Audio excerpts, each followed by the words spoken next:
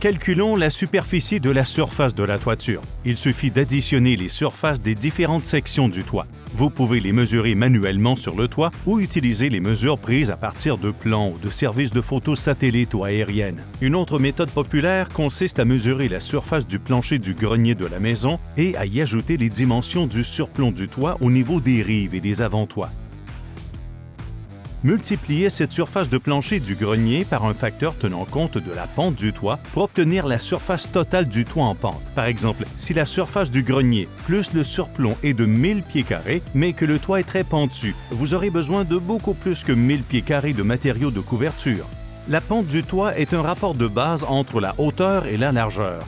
Si le toit s'élève verticalement de 4 pieds sur une longueur horizontale de 12 pieds, on dit qu'il y a une pente ou une inclinaison de 4 pour 12. Vous pouvez calculer la pente à l'aide de ces mesures directes de l'élévation et de la course en utilisant un mètre à ruban et un niveau sur le toit, ou vous pouvez simplement placer un outil de recherche de pente sur le toit. Un cadran affichera la pente. Nous vous recommandons d'ajouter 10 à 15 % à cette surface pour tenir compte des pertes de matériaux en fonction du style de toit sur lequel vous travaillez. Divisez ensuite la superficie totale du toit par la couverture que chaque paquet de bardeaux procure. Grâce à l'avantage du vrai carré de Hyco, c'est facile, car 3 paquets de nos bardeaux Cambridge, Dynasty et Nordic vous donneront exactement 100 pieds carrés de couverture, contrairement aux produits comparables de la plupart des concurrents dont la couverture pour le même nombre de paquets est inférieure à un vrai carré.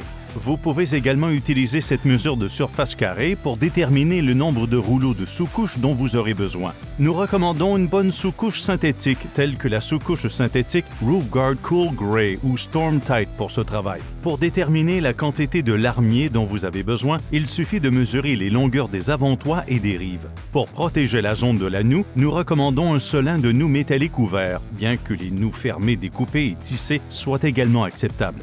Pour plus de détails, veuillez vous reporter à la garantie limitée Hyco correspondante. Pour aider à prévenir les infiltrations d'eau provenant des accumulations de glace, nous recommandons d'utiliser les produits de protection contre l'eau et la glace Gold Shield Premium, Armor Guard ou Storm Shield Standard de Hyco. Utilisez du ciment plastique asphaltique pour sceller les évents, les conduits ou les cheminées. Les clous de toiture galvanisés sont les meilleures fixations à utiliser. Assurez-vous qu'ils sont suffisamment longs pour traverser les bardeaux et pénétrer dans un platelage en bois massif ou 1/8 de pouce à travers le platelage s'il s'agit de contreplaqué ou des panneaux à copeaux orientés. Vous aurez besoin de clous à toiture d'au moins 1/4 de pouce plus long pour installer des bardeaux de recouvrement sur les arêtes et les fêtes. Vous êtes maintenant bien équipé et préparé pour votre projet de toiture. Continuez à faire du bon travail.